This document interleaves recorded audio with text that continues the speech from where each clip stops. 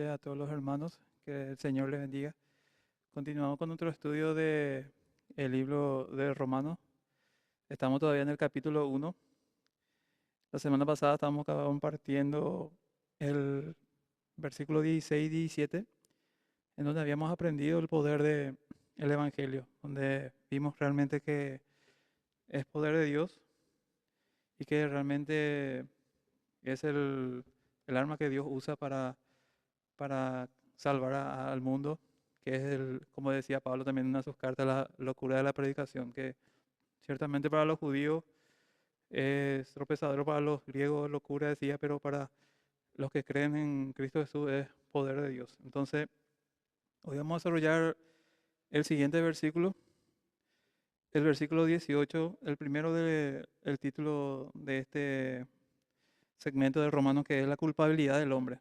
Ya habíamos desarrollado primeramente que Pablo estaba dando sus saludos, dando sus credenciales en los primeros versículos, donde él decía que fue enviado, fue llamado por Dios, que Dios lo apartó para predicar el Evangelio. Luego habíamos visto también que Pablo elogiaba a los romanos por su fe, por su andar en el camino de Cristo y que deseaba estar con ellos. Y después habíamos hablado ya del poder del Evangelio y ahora ya vamos a entrar en lo que es la culpabilidad del hombre. Pero hoy vamos a desarrollar solamente el versículo 18, porque nada más en ese versículo hay muchas enseñanzas que vamos a ir desarrollando y que son importantes, como la impiedad, como la injusticia, como también la ira de Dios. Y justamente el tema de hoy lo hemos titulado La ira de Dios. Y vamos a compartir el versículo 18 para entrar en contexto. Dice así, Romanos 1:18, porque la ira de Dios se revela desde el cielo contra toda impiedad e injusticia de los hombres que detienen con injusticia la verdad. Entonces, es un pequeño versículo, pero donde vamos a desarrollar muchas cosas importantes para entender también lo que Pablo va a hablar más adelante en la culpabilidad del hombre, donde va a referirse al hombre, a su pecado, a su maldad, a su desviación, y entonces también vamos a ir aprendiendo realmente de dónde Dios nos ha sacado, porque antes también nosotros estábamos en esa condición. Quisiera leer una introducción antes de ir desarrollando el versículo para entender más el contexto. Dice así la introducción: a medida que Pablo empieza a desenvolver los detalles del Evangelio de Dios, en el que su justicia es revelada, va presentando una discusión en profundidad sobre la condenación del hombre, la cual se extiende hasta el capítulo 3 y versículo 20. Él empieza con una afirmación inequívoca de la ira justa de Dios. La idea de un Dios lleno de ira va en contra de los pensamientos ilusos de la naturaleza humana caída e incluso sigue siendo una piedra de tropiezo para muchos cristianos.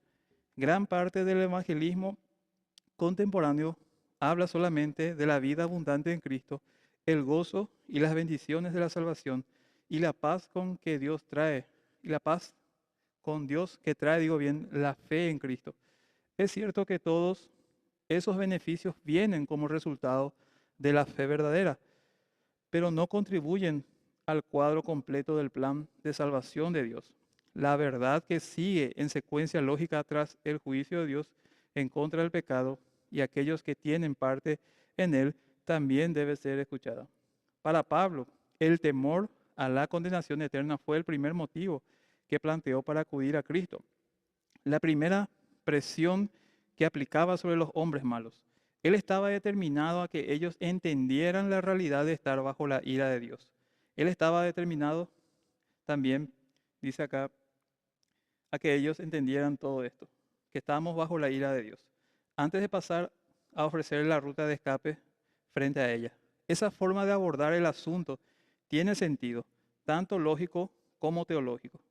Una persona no puede apreciar la maravillosa gracia de Dios hasta que conozca la ira de Dios.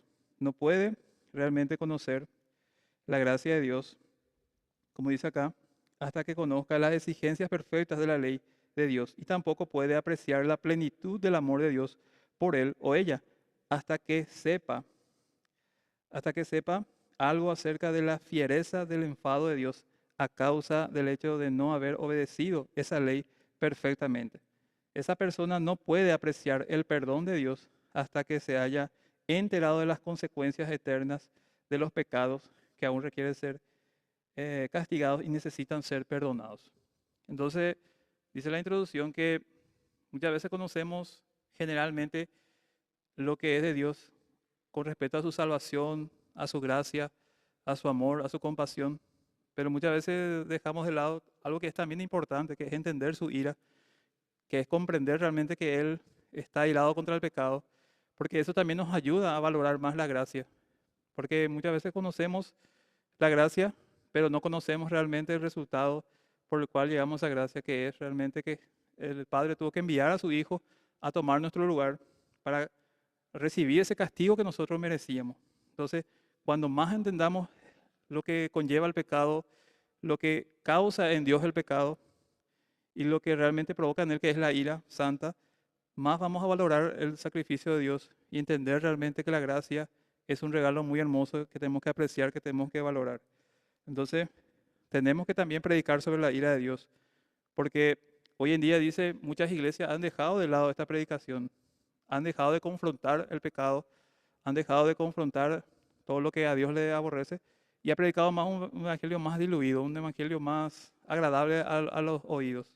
Como decía Pablo también en la carta a Timoteo, hay muchos que tienen comezón de oír y solamente quieren escuchar cosas que le agradan, pero el mensaje de Dios debe ser realmente un mensaje que nos confronte, que nos haga ver nuestro pecado y que nos ponga esa necesidad de ir a los pies de Cristo y arrepentirnos y vivir una vida santa para Él. Dice, las Escrituras, tanto como el Nuevo Testamento, tanto el Nuevo como el Antiguo Testamento, hacen énfasis en la ira justa en contra de quienes menosprecian la Biblia. Dice que Dios hablará a ellos en su furor y les turbará con su ira. El salmista prosigue con este apercibimiento. Honrad al Hijo para que no se enoje y perezcáis en el camino, pues se inflama pronto su ira, como dice Salmo capítulo 2, versículos 5 y 12. También los profetas hablaron sobre la ira de Dios. Isaías declaró, por la ira de Jehová de los ejércitos se oscureció la tierra y será el pueblo como pasto del fuego. Isaías 9:19. Jeremías también dijo, así ha dicho Jehová el Señor, he aquí que mi furor y mi ira se derramarán sobre este lugar, sobre los hombres, sobre los animales, sobre los árboles del campo y sobre los frutos de la tierra. Se encenderán y no se apagarán. Jeremías 7:20.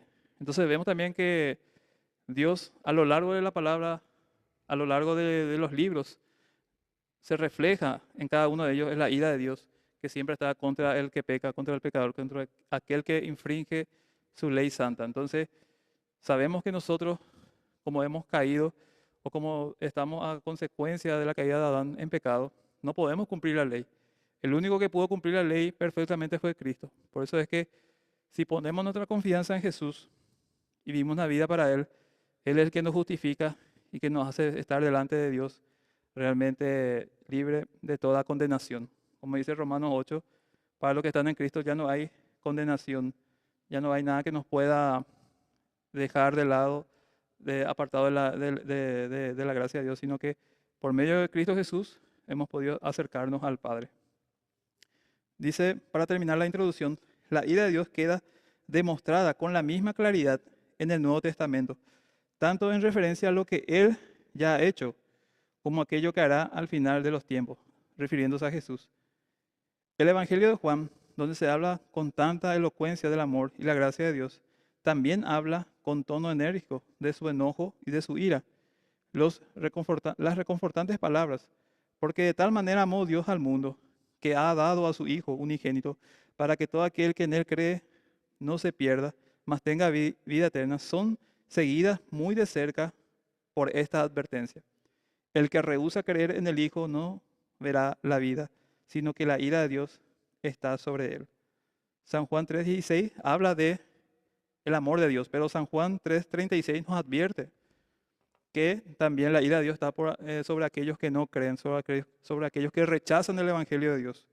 Entonces, si queremos huir de la ira de Dios, debemos correr a los pies de Cristo y entregar nuestra vida a nuestro Señor, vivir eh, como Él nos ha enseñado en su palabra.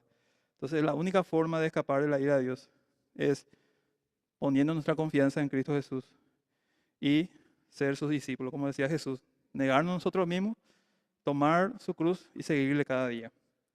Entonces, vemos en esta introducción lo importante que es conocer la ira de Dios, no solamente el amor de Dios, porque siempre el contraste de algo nos hace poder ver mejor una imagen. Entonces, por eso es importante conocer ambos puntos para poder entender y dimensionar mejor la ira de Dios. Y acá para terminar dice, una de las grandes tragedias del cristianismo moderno, incluyendo a gran parte del mundo evangélico, es que se ha dejado de predicar y enseñar la ira de Dios y la condenación que trae sobre todo los que tienen pecado sin perdonar. El evangelio mutilado, como hablaba Pablo en Filipenses 3, y sensiblero, que se presenta con mucha frecuencia en la actualidad, está muy apartado del evangelio que Jesús y el apóstol proclamaron. Jesús siempre habló del reino de Dios, de su amor, de su gracia, pero también habló de la ira de Dios. Muchas veces conocemos cuando Jesús advertía que ahí será el lloro y el crujido de los dientes. También advertía sobre las consecuencias de apartarnos del camino de Dios y de rechazar su evangelio. Entonces, ahora comenzamos el estudio del versículo 18 para volver a tener un mejor concepto de este versículo. Vamos a volver a leer lo que dice así. Porque la ira de Dios se revela desde el cielo contra toda impiedad e injusticia de los hombres que detienen con injusticia la verdad. Y este estudio hemos dividido en varias partes. Primeramente vamos a hablar de la ira de Dios, después vamos a hablar a qué se refiere cuando dice se revela desde el cielo, después vamos a hablar de la impiedad y también vamos a hablar por último aquello que detiene la verdad, la justicia, la verdad con la injusticia. Entonces la primera parte dice la ira de Dios, porque la ira de Dios se revela desde el cielo. Dice la ira de Dios, en primer lugar, el carácter de esta ira puede verse en el hecho de que es divina, proviene de Dios mismo. Por lo tanto, es diferente a cualquier cosa que conozcamos en el mundo actual. Es decir, la ira de Dios no es la misma ira que nosotros tenemos, que muchas veces nos enojamos de una manera emocional, de una manera sin control. La ira de Dios es una ira que realmente es santa, que realmente es justa.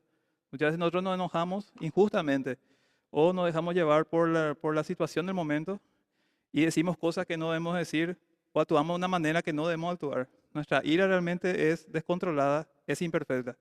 Pero la ira de Dios es una ira realmente justa. Dios es un Dios perfecto y el enojo que Él tiene contra el pecado y la forma que Él muestra su ira realmente es una ira totalmente controlada. De hecho, Pedro dice que Dios retiene o contiene su ira por amor a aquellos que van a creer. Dice, no es que Dios retarda su venida, sino que Él es paciente para que todos aquellos que vengan a Él, o todos puedan venir a Él y puedan proceder al arrepentimiento, decía Pedro en una de sus cartas.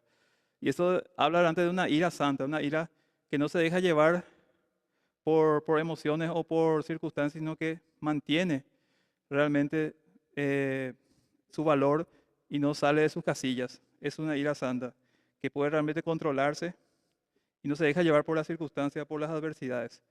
Entonces dice, la ira que proviene de Dios es una ira totalmente diferente a la nuestra. Por lo tanto, es diferente a cualquier cosa que conozcamos en el mundo actual. La ira de Dios no es como el enojo humano que siempre está manchado y distorsionado por el pecado. La ira de Dios siempre es completamente justa. Eso tenemos que entender. La ira de Dios es siempre completamente justa, digo bien, justa. Él nunca se sale de sus casillas ni pierde el buen genio, Como dice el escritor puritano Thomas Watson, ¿cómo puede Dios ser infinitamente santo? Veamos cuán diferente es Dios frente al pecado. No sorprende entonces que Dios aborrezca el pecado siendo algo tan distinto a Él, tan contrario a Él, porque es algo que atenta contra su santidad. El enojo de Dios no es como una rabia caprichosa e irracional, sino que es la única respuesta coherente que un Dios santo podría tener hacia la maldad. Dios no podría ser santo sin estar enojado contra el mal. La santidad perfecta no puede tolerar la falta de santidad. Como dice Hebreos 1:13. Muy limpio eres de ojos para ver el mal, ni puedes mirar con favor el agravio. Entonces, Dios es santo, es justo, porque Él no puede tolerar el mal. Él no puede realmente no estar enojado ante el pecado, ante la maldad, porque es realmente algo justo, ya que eso atenta contra su santidad. El pecado va totalmente en contra de la naturaleza de Dios. Entonces, es justo que Él realmente muestre sobre eso una ira, un enojo. Pero como vimos en el estudio, a diferencia de nuestro enojo que es imperfecto, que se deja llevar muchas veces por nuestras emociones, su ira es justa. Es justo que Él realmente aborrezca el pecado y que tenga ese odio hacia el pecado. Dice en Habacuc 1:13, dice el Señor acerca de esto. Muy limpio eres de ojos para ver el mal, ni puedes mirar con favor el agravio. Esto estaba en Habacuc 1:13.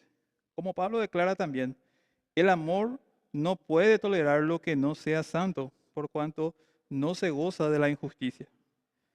Eso está en primera de Corintios 13:6. Podemos buscar para tener un mejor concepto de esta justicia de Dios. Recordemos que Pablo, cuando habla de 1 Corintios 13, se refiere a todos los atributos del amor. Y en el versículo 6 del capítulo 13 de 1 Corintios, dice, no se goza de la injusticia, mas se goza de la verdad. Eso dice Pablo en 1 Corintios 13, versículo 6. Entonces, Dios no puede gozarse en la injusticia. Él no puede estar gozoso en algo que es injusto. Muy diferente a lo que es nuestra forma de ser. Muchas veces tenemos esa maldad de alegrarnos cuando a alguien le pasa algo malo. Pero Dios dice que no se goza de la injusticia. Al contrario, Él se goza en la verdad. Entonces, ese es el carácter también de Dios, que Él no puede realmente estar a gusto con el pecado. Él tiene que aborrecerlo, tiene que odiarlo. Dice, Jesús purificó el templo en 2 ocasiones, debido a que estaba indignado con los cambistas y los vendedores de sacrificios que estaban haciendo de la casa de su padre casa de mercado y una cueva de ladrones. Eso está también en San Juan 2:14 al 16, donde Jesús estaba muy enojado porque los que decían ser religiosos o pueblo de Dios estaban haciendo del templo de su padre cueva de ladrones, ¿verdad? Donde debía ser casa de oración. Por eso Jesús una parte dice, mi casa será llamada casa de oración. Entonces, hasta Jesús también mostró esa ira justa. No era una ira descontrolada. Ese enojo que Jesús tenía realmente era un enojo justo, porque siendo santo, aborreciendo el pecado, amando realmente la casa de su Padre, viendo cómo el pueblo de Dios había convertido ese lugar santo, que debería ser un lugar santo, en cueva de ladrones, eso produjo realmente en él una ira, un enojo, y empezó a echar a todas las personas y hacer una limpieza ahí, y diciendo, para terminar, mi casa será llamada casa de oración. Entonces, ahí vemos también en Jesús esa ira santa. Dice, él estaba enfurecido de que la casa de su padre fuese deshonrado de manera tan flagrante que realmente ellos lo habían convertido en un lugar deshonroso. Parte de la perfección de Dios consiste en tener todo el tiempo esa clase de furor santo. Él no es que deja de estar enojado sobre la ira, sobre el pecado. De hecho, Pablo dice en Efesios que la ira de Dios está sobre los hijos de desobediencia. No es que Dios un día tiene ira y al otro día no está airado contra el pecador. No. Todos los días Él está airado, dice, contra el pecador. Porque es un Dios santo, un Dios inmutable que no cambia. Entonces esa es la explicación de la primera parte. Porque la ira de Dios se revela desde el cielo contra toda impiedad. Pudimos entender aquí lo que es la ira de Dios, que a diferencia de nuestra ira imperfecta, su ira es perfecta y justa. Segundo punto dice, se revela desde el cielo. ¿A qué se refiere Pablo cuando habla de que se revela desde el cielo? La explicación dice, la ira de Dios siempre le ha sido revelada a la humanidad, caída y está ilustrada en repetidas ocasiones a lo largo de las Escrituras. Fue revelada por primera vez en el huerto de Edén, cuando Adán y Eva creyeron las palabras de la serpiente más que las de Dios. De inmediato se pronunció la sentencia de muerte sobre ellos y todos sus descendientes. Hasta la tierra misma fue maldecida como consecuencia de ello. Ya se ha mencionado que la ira de Dios fue revelada en el diluvio, por ejemplo, cuando Dios extinguió a toda la raza humana, con excepción de 8 almas. También en la destrucción de Sodoma y Gomorra. Y en el hundimiento del ejército del faraón. También fue revelada en la maldición de la ley sobre toda transgresión y en la institución del sistema de sacrificios propios del pacto mosaico. Aún en las leyes imperfectas que obligan a los hombres a impedir y castigar las acciones de los malhechores, está reflejada y también se puede revelar la ira perfecta y justa de Dios. A un nivel absolutamente superior, la revelación suprema de la ira de Dios fue la que se derramó sobre su propio Hijo en la cruz del Calvario. Entonces, ¿cómo se revela? ¿Por qué dice desde el cielo? Porque Jesús vino del cielo, como dice Filipenses, tomó forma de hombre y se puso a disposición del Padre. Dice, fue obediente al Padre hasta la muerte en la cruz. Entonces, desde el cielo viene esa ira de Dios. Si se revela desde el cielo, manifestándose realmente en que su Hijo, Jesús, tuvo que venir a este mundo, tomar forma de hombre y tomar nuestro lugar y morir en la cruz. Entonces, vemos realmente que esta ira está ya, dice, revelada desde el cielo. No es algo nuevo. De hecho, es algo que Dios mismo había ya enseñado en el Antiguo Testamento de que realmente iba a venir un Mesías, como decía Isaías 53, y que iba a ser molido por nuestros pecados y que iba a tomar nuestro lugar, ¿verdad? Que nos iba a dar salvación. Entonces dice la continuación de este punto,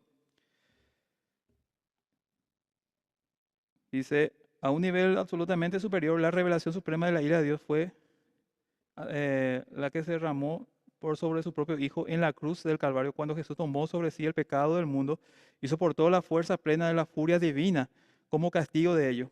Dios detesta el pecado tan profundamente que exige el castigo completo por él, a tal punto que estuvo dispuesto a permitir que su Hijo amado y perfecto fuera condenado a muerte como el único medio por el cual la humanidad caída pudiera ser redimida de la maldición del pecado. El cielo, revela la ira de Dios por 2 vías, mediante su orden moral y a través de su intervención personal. Cuando Dios hizo el mundo, incorporó ciertas leyes morales y físicas que desde entonces han gobernado su funcionamiento. La segunda forma como Dios revela su ira es a través de su intervención directa y personal. Él no es una fuerza cósmica impersonal que puso en marcha el universo para que siguiera su propio curso. La ira de Dios se ejecuta con exactitud, de conformidad con su voluntad divina. Entonces, de varias formas se revela la ira de Dios. Desde que Jesús tuvo que bajar del cielo para entregarse por nosotros.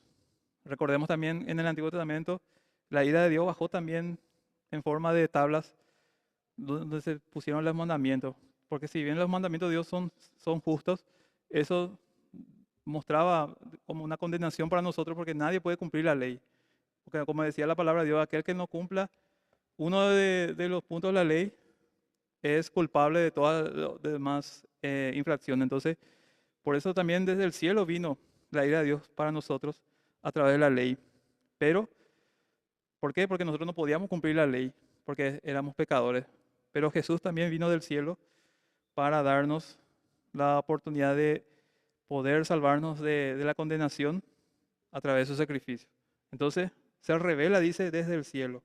Y la última parte dice que también se revela su ira a través de la intervención directa y personal. Es decir, Dios realmente se ha mostrado a través de su palabra y nos ha dejado su palabra, donde personalmente Él nos habla a través del Espíritu Santo y nos muestra también su ira y lo que para Él es el pecado. Es decir, no tenemos nosotros excusa, porque Él ha inspirado al Espíritu Santo para escribir los libros que hoy tenemos del Antiguo y del Nuevo Testamento, donde también Él muestra y nos enseña lo que es la ira de Dios. Y podemos conocer realmente lo que a Dios le provoca la ira, el pecado, digo bien, y lo que realmente las consecuencias que están determinadas para nosotros si no nos apartamos de ellos, si no creemos en Cristo Jesús. Entonces, ese es el segundo punto, se revela desde el cielo. Tercer punto dice, se revela contra toda impiedad e injusticia. Tercer punto sería contra toda. ¿Qué quiere decir contra toda? La ira de Dios es universal porque se descarga contra toda persona y sociedad que la merezca. Es decir, no hay excepción. No hay nadie que pueda salvarse por su propia cuenta. Todos necesitamos de un Salvador. Todos necesitamos de Jesús. Como dice, Él es el único camino, la verdad y vida. Y Él es el único mediador entre Dios y el hombre. Entonces, todos estamos condenados. Cuando la palabra dice contra toda impiedad, es decir, que la ira de Dios se revela contra toda impiedad, quiere decir que realmente todos estamos en condenación. Nadie puede salvarse. Como dice también en Romanos 3, no hay ni un solo justo, ni siquiera un solo justo, solamente Cristo es el único justo y por ende Él vino, tomó nuestro lugar y pagó el precio del pecado. Entonces, cuando dice contra toda persona y sociedad, quiere decir que ninguna superabundancia de buena voluntad, de dádiva a los pobres que podamos dar y ayuda que podamos hacer a los demás, ni siquiera de servicio a Dios podrá eximir a una persona de lo que Pablo denota con la expresión toda. Como él explica después con mayor detalle, a judíos y a gentiles, todos pecaron y están destituidos de la gloria de Dios, como está en Romanos 3:23. Obviamente, algunas personas son mejores que otras a nivel moral, pero hasta la persona más íntegra de todas está lejos de alcanzar el estándar de justicia perfecto establecido por Dios. No importa lo bueno que sea una persona, delante de Dios nuestra justicia es realmente, como dice Isaías, trapo de inmundicia. Podemos buscar eso, Isaías 64:6. No importa lo bueno que seamos, o a la persona que podamos verle que ayuda a los demás, que es una persona, una buena persona, que es gentil, que tiene amor, pero sin Cristo nuestra justicia, nuestra moral es realmente como trapo de inmundicia. Vamos a buscar Isaías 64:6 para entender mejor la justicia de Dios y nuestra justicia. Dice Isaías 64:6, si bien todos nosotros somos como suciedad y todas nuestras justicias como trapo de inmundicia, y caímos todos nosotros como la hoja y nuestras maldades nos llevaron como viento. ¿Qué dice acá? Nuestra justicia para Dios es como trapo de inmundicia. Se dice que el trapo de inmundicia, según la cultura hebrea, se denomina al trapo que usaban las mujeres cuando ellos estaban en lo que determinamos como su periodo, ¿verdad? Que es la renovación de la sangre, y obviamente ese trapo quedaba lleno de la sangre, y sabemos que la sangre cuando empieza a descomponerse tiene un olor muy desagradable. Entonces, como trapo de inmundicia nos compara a Dios, nuestra justicia. No importa lo moralmente bueno que podamos ser, delante de Dios, nuestra justicia como trapo de inmundicia. La única forma que podamos estar justificados delante de nuestro Padre es a través de Jesucristo. Y eso tenemos que entender también, que la ira de Dios se revela contra toda impiedad, contra todo lo que se pone delante de Dios, y que nuestra justicia o con nuestra justicia es imposible agradar a Dios. Por eso dice la palabra que sin fe es imposible agradar a Dios. La única forma que podemos agradar a Dios es creyendo en su Hijo y aceptándole como nuestro Señor y Salvador. Entonces, esa es la tercera explicación. Contra toda, explicando a qué se refiere toda, que es absolutamente todo, ¿verdad? Es decir, nadie puede salvarse por sí mismo, nadie puede recibir la gracia de Dios por sus propios méritos. Necesitamos de Jesucristo. Él es el único medio por el cual podemos alcanzar salvación. Cuarto punto dice la impiedad. Vamos a desarrollar lo que es la impiedad. Como dice el versículo 18, Dios se revela desde el cielo contra toda impiedad. ¿Qué es la impiedad? Dice, el enojo de Dios está reservado y dirigido al pecado. En el hebreo, en el griego dio bien la palabra asevia, impiedad, y la palabra griega adikivia, que es justicia, son sinónimos. Es decir, la impiedad y la justicia son sinónimos. La primera palabra hace énfasis en una relación personal defectuosa con Dios. Dios está airado debido a que los hombres pecadores son sus enemigos, como está en Romanos 5:10, y por ende, hijo de la ira, como dice Efesios 2:3.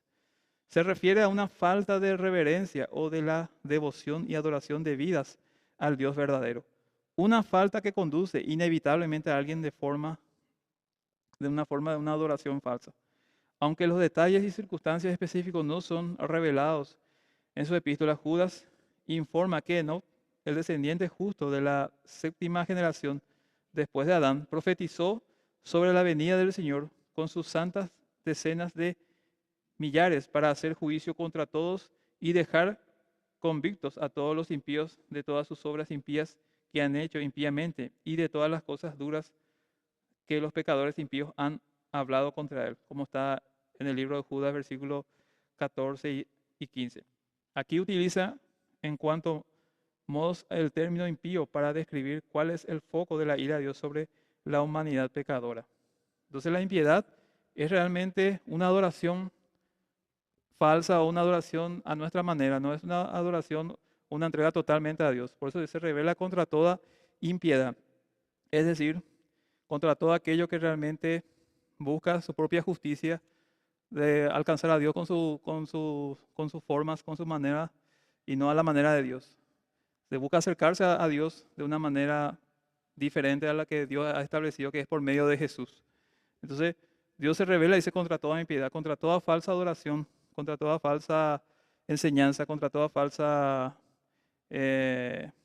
propuesta hacia el camino de Dios, contra todo aquello que realmente es el verdadero camino, el verdadero evangelio. Porque muchos se han levantado y han mostrado durante un camino que no es bíblico y que lleva a una impiedad, que lleva a una adoración falsa. Entonces, después continuando dice, la injusticia abarca el concepto de impiedad, pero se enfoca en sus resultados. La parte decía, la impiedad y la injusticia son sinónimos, decía en una parte. Entonces dice, la injusticia abarca el concepto de impiedad, pero se enfoca en sus resultados. El pecado ataca primero la majestad de Dios y después su ley. Los hombres no actúan rectamente porque no están relacionados correctamente con Dios, quien es la única medida y fuente de la rectitud. Es inevitable que la impiedad realmente pueda ser algo que agrade a nuestro Dios, porque Él está en contra de todo aquello que realmente va en contra de lo que Él enseña en su palabra. Después dice, la quinta parte, dice, contra toda impiedad e injusticia de los hombres que detienen la injusticia, que detienen, digo bien, con injusticia la verdad. Dice, conduzca a la injusticia. Puesto que la relación del hombre con Dios está errada, su relación con sus semejantes también es incorrecta. Los hombres tratan a los demás hombres como lo están haciendo debido a que tratan a Dios de esta manera. La enemistad del hombre con sus semejantes se origina en el hecho de estar enemistado con Dios. El pecado es la única cosa que Dios odia. Él no odia a la gente pobre o a la gente rica, a los sencillos o a los inteligentes, a las personas sin talento o a los que tienen grandes habilidades. Él solamente odia el pecado que esas personas y todas las demás practican por naturaleza, y el pecado acarrea su ira de forma inevitable. Entonces, él odia, dice, él está contra la impiedad, también contra la injusticia. Y la injusticia básicamente es hacer todo lo que es contrario a la justicia de Dios. Y ya para terminar, el último punto dice que detienen con injusticia la verdad. La verdad es tanto una parte de la naturaleza del hombre, que toda persona tiene en su interior el deseo imperioso y natural de suprimir y oponerse a la verdad de Dios. Como Pablo declara en el versículo siguiente, en el versículo 19, lo que de Dios se conoce les es manifiesto, pues Dios se lo manifestó. Él quiere recalcar que todas las personas, sin importar cuáles fueron sus oportunidades específicas para conocer la palabra de Dios y escuchar su evangelio, tienen evidencia interna dada por Dios acerca de su existencia y naturaleza santas, pero que de todas maneras tienen, dice, tienen encarnado o tienen reflejado la luz de Dios, que es, como dice Juan 3, 19 al 20, los hombres amaron más las tinieblas que la luz, porque sus obras eran malos, porque todo aquel que hace lo malo aborrece la luz y no viene a la luz, para que sus obras no sean reprendidos. Como David había proclamado cientos de años atrás en el Salmo 14:1. Dice el necio en su corazón, no hay Dios, se han corrompido, hacen obras abominables, no hay quien haga el bien. Dice esta explicación, detiene con injusticia la verdad, habla que el hombre por naturaleza busca siempre estar en contra de Dios, odia realmente todo aquello que proviene de Dios. Y hay muchos que dicen en su corazón que no hay Dios. Pero, como dice una parte de la explicación, de hecho si leemos más adelante en Romanos, Pablo explica de que el hombre no tiene excusa, porque la propia naturaleza, el propio universo denota que hay un Dios. Como diría también el salmista, los cielos cuentan la gloria de Dios. Es decir, nadie tiene excusa, aunque no conozca la palabra de Dios, la propia naturaleza, todo lo que es la complejidad del universo tiene que hacernos entender que hay un diseñador detrás de todo esto, que esto realmente tiene un creador. Por eso después más adelante Pablo dice, decidieron o prefirieron amar las cosas creadas antes que al creador.